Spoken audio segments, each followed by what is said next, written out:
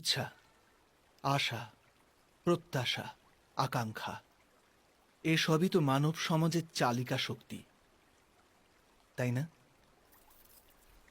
যদি কেউ আপনাকে প্রশ্ন করে যে আপনি কে, তবে আপনার উত্তর কি হবে?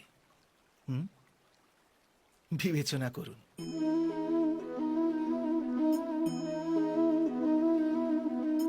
আপনি তখন বুঝতে পারবেন যে আপনার ইচ্ছাই আপনার জীবনের ব্যাখ্যা।